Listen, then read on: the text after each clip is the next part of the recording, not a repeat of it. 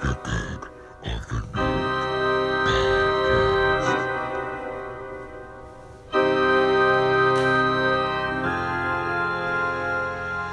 all for you! Stop! Stop!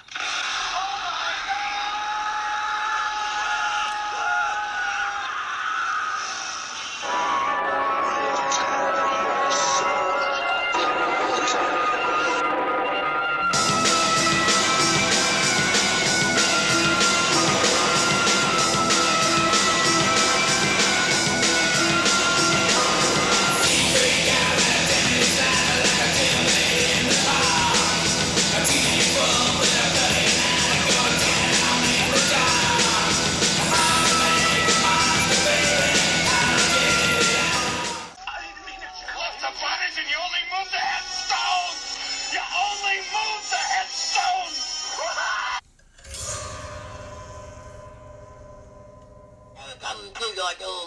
What's up, everybody? I'm Reggae Mortis. And I'm here with Boris Lugosi. Talk about Pet Sematary, which is excellent, Pet Sematary 2, which is not excellent at all, and what we think the new one's going to be like and what we hope it's going to be. That's right. So, Pet Sematary 1. Okay, Pet Sematary 1 was released in 1989 by Paramount Corporation.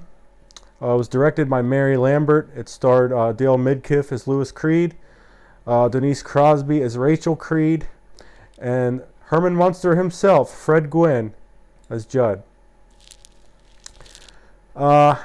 Many thoughts on this one. This was a great Stephen King film. Stephen King film that was a Stephen King book that was adapted into a film. This was one of his greater ones. I thought, the ones that were turned into films, comparable to Silver Bullet. Had a lot of had its jump scares. The acting was for a late 80s horror film, had superb acting for the most part. This movie was character development, everything involved, I thought was very well done. Yeah, I mean, I feel like I'm not sure if everyone out there's seen Hereditary. Pet Sematary 2 is one of the first movies that really, it sat with me. It was like, being a kid, and just because of like just the seeing like the pain, because it really captured pain in that movie with the parents, Yes. the loss of the child, just all the imagery in the movie, like just the shoe and the. I feel like this one, had its. I can't think really of a bad opinion on the first one. Like, I feel like, I sat and watched the first one, and I just felt so engaged throughout the whole movie, waiting to see what was happening next.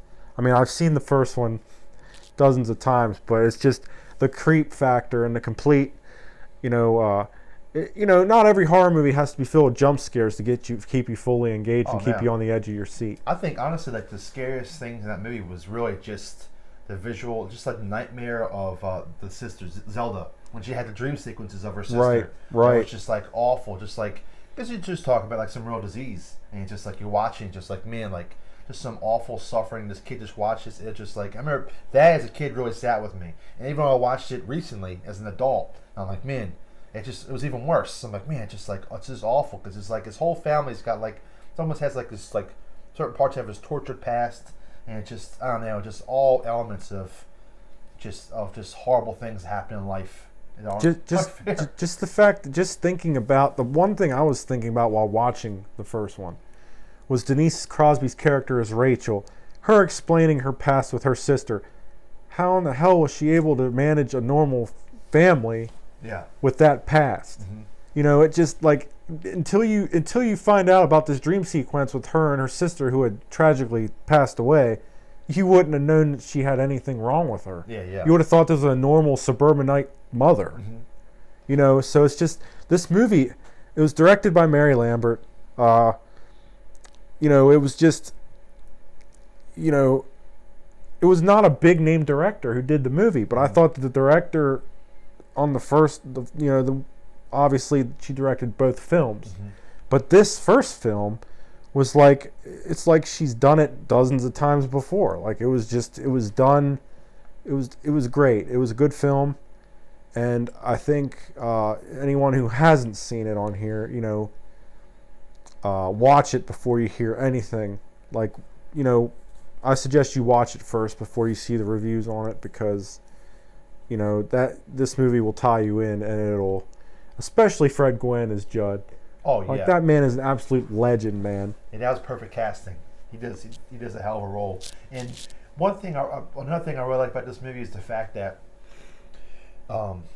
it's the perfect balance of like over the top horror and then the very subtle, like it's almost like how do I say it? It's like I mean, like it's really like obviously when you see like all the detail and like It teases you. Gage's face after he's gone, and you see just a scar marks from his injury that they covered up with his like funeral makeup. Right. It's kind of like they want to pull the curtain back, Yeah. but they want to. But then you go cut the completely different scene where like I said, like also earlier when you talk about just the foot dropping. You don't see there's no blood, there's no it's just that settlement, and then You're talking about when Rachel falls out of the attic.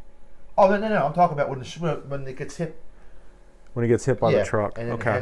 the shoe just falls down. Right. So it wasn't like this awful, gruesome scene. Wasn't Rob Zombie like gore fest. Yeah, it wasn't over the top. And it doesn't have to be like that. But then you cut to the scene, the Achilles scene.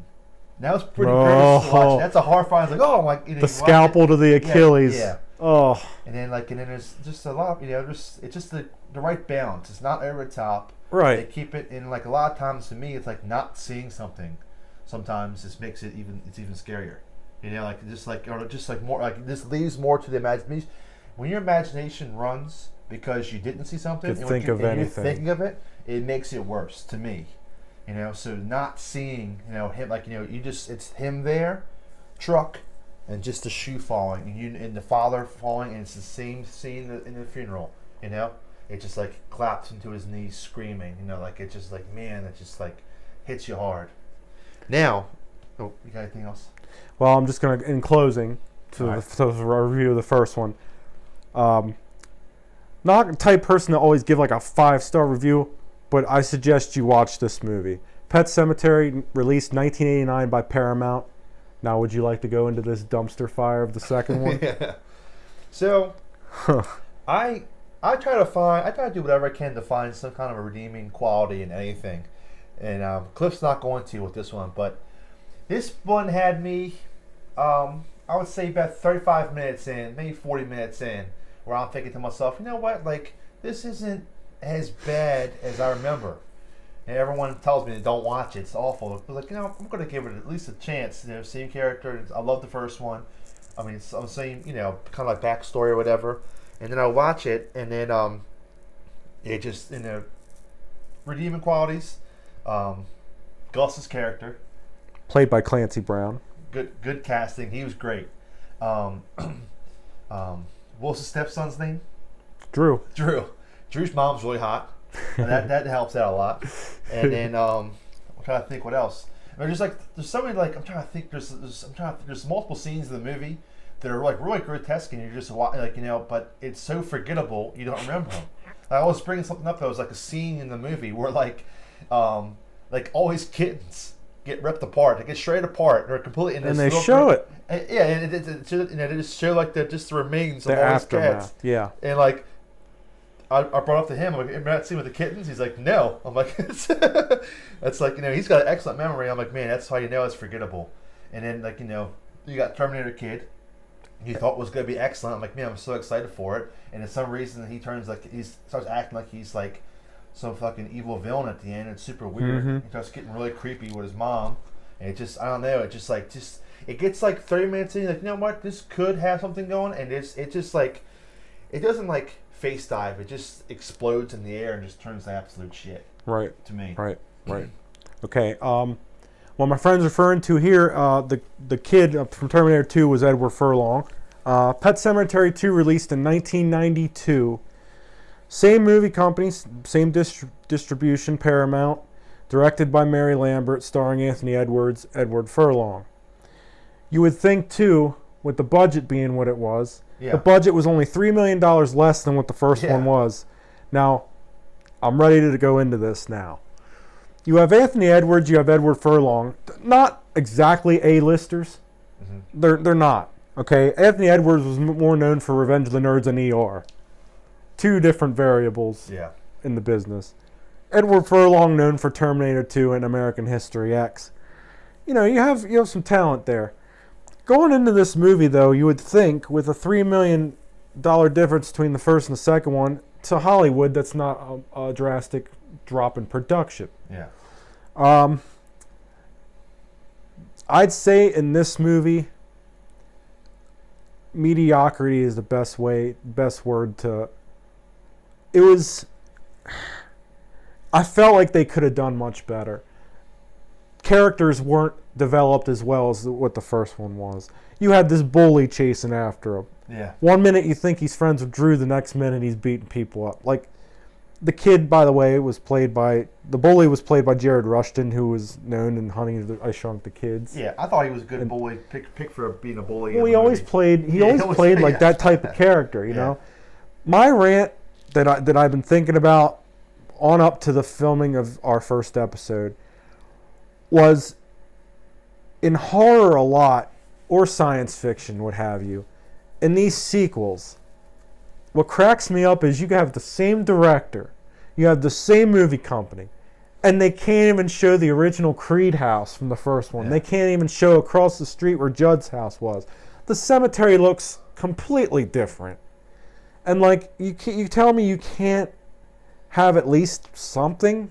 This kind of compares to, now, you know, a science fiction film that I really liked, Critters. Great cult classic. The second one was good because it still followed the story of Bradley Brown. But the movie only showed the mailbox of the original house. You tell me you can't produce enough of a budget to show... Like, if you had a little bit of the original in the second one... Like, for example, in the second Pet Sematary, they tell the story about the house, they call it the Creed Murders. Oh, yeah. And he's talking about how the granddaughter... And we don't know if this ever even happened. He talks about how the granddaughter kills the grandparents. And because she was the only survivor from the first one. And like, they tried to play... It was kind of a fake-ass homage to the first one in the second one. It just felt fake. It felt forced. And it felt like, I felt like, to me, it was almost like if they brought her somehow into this one, it could have saved it. Could have been a better movie, but this movie was an absolute dumpster fire. Yeah, it was. Like, it seemed like after Drew Buddy and his stepmom get killed by that produce truck. As soon as that truck hits, the movie just swung down. And it just And that ending scene in the attic. Oh yeah. Where I'm sorry, not the stepmom. This was the real mother who tragically died at the beginning of the movie through electrocution. Yeah. Is standing there yelling at him not to open the door, and she starts to melt. Yeah. It doesn't. And the thing is, it's like, why?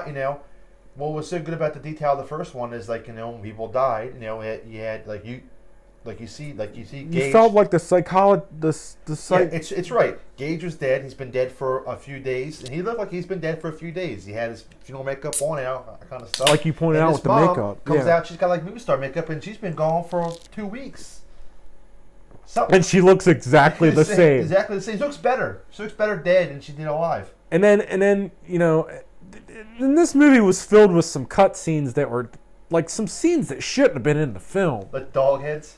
Oh, the sex scene. He's having sex. He thinks he's having sex with his wife, and then he looks up, and it's a dog with tits. Yeah. Like, come on, man. Like, it just reminds me of, like, can you think of a horror movie with that type of scene that is completely unnecessary? Like, I'm sure you and I have watched many horror movies. Yeah. We go back 20 plus years. We watched so many horror films with so many messed up scenes in it. Yeah. And it's just like, okay, like... The second one just it didn't go well for me, but I'm glad you did point out some of the redeeming qualities, in which it did have a couple. Yeah. And I agree with you on those points. Very valid points for redeeming qualities. It's just this one felt forced. This one felt like Mary Lambert, the director, was like, I made money on the first one. Why don't I try and squeeze a little bit more out of it? And that is the mistake a lot of these directors go at. Look at Exorcist 2 and Exorcist 3. Complete piles of dog shit. Only because they wanted to come after the first one, because the first one could never be topped. Never. They even tried to make a prequel in 2006. Flop. Yeah. A lot of these horror film directors want to force things. The one franchise now that's working, which I'm not going to name, we'll do it someday, I'm sure, but I won't name it on here. But I think you know where I'm going. But so now we're gonna, after that review of the second one, we will now jump into the upcoming. Would you say reboot, remake? Yeah, reboot. Reboot of Pet Sematary. Well, I'll tell you one thing, is I hope if it can be anywhere close to the first one, I'll enjoy it. But seeing some of the previews, like it looks like there's. I mean, do you think they're going? I feel like they're almost gonna go exactly. Prequel. No, I think what I feel like they're gonna do, it's almost gonna go back a little bit before, or in between, Judd's characters' past and their past. Because you watch it in the movie, in the preview, it shows children marching through the woods with drums, and masks. And I'm like, what is that about? Like, they might be just some kind of like, That might have been what the original Judd was alluding to in the original. Yeah, but he never got to it, and this is kind of showing. You see a lot of that in remakes too. Like oh, there was this subtle, conversation. Like, oh, well, no, actually, maybe we'll bring up what did happen in this one to show a little bit more. Kind of like the Nightmare on Elm Street remake. Because that was, if you think about that, that was all. We won't go into this too much, but like when they originally wrote that movie, they wanted to make him a pedophile. They thought it was going to be too dark, so they took it out and made it like he just hurt children in a way. In this movie, they just went balls deep into that idea, literally. And like, but this movie, I just hope if it's, I just really hope it's not like the second one. My viewpoint on this, I hope and pray that, like you're saying, is true. They dive a little bit deeper into the past. A little bit of a prequel, but a brand new movie. Yeah. What I hope they don't do is do what a lot of these reboots...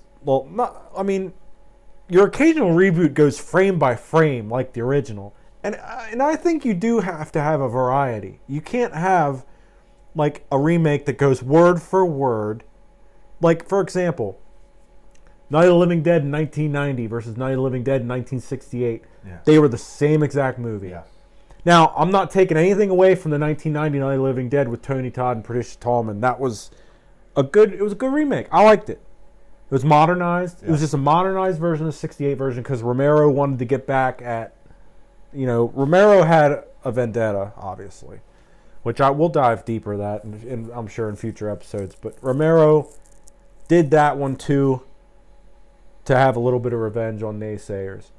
But what I want to see out of this new Pet Sematary is I want to see what you said, a little bit of the past with Judd's history, maybe how Judd was talking about his dog Spot in the first one. Mm-hmm. It kind of showed like a flashback of Spot attacking his mother. Like, you know what's going to happen. Yeah.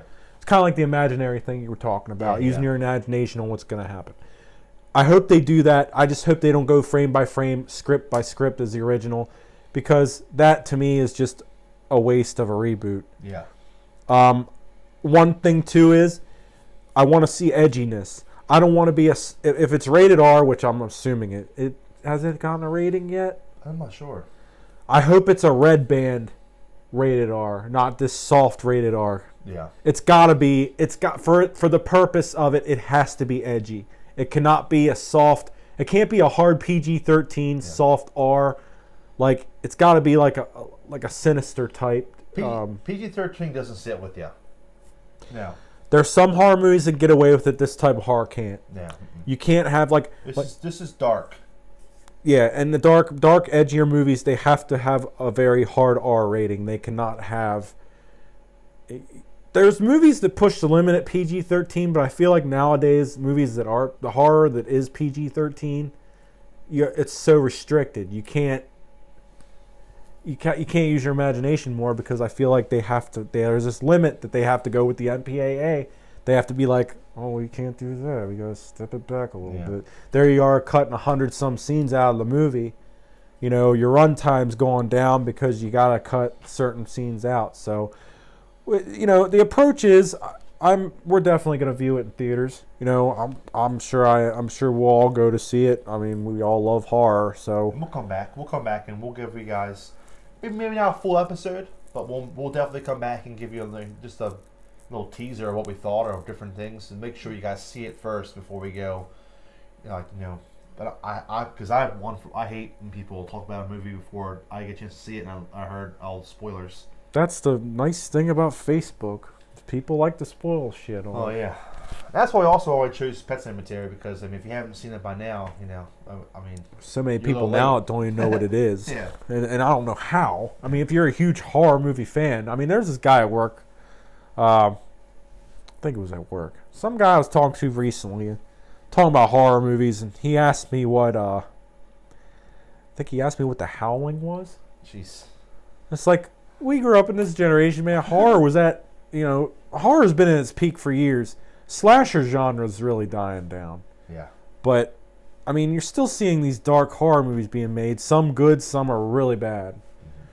But yeah, with Pet Sematary, the first one was great, all in all, in conclusion. First one was great. Second one was a complete, I'm going to say it was trash. It was trash.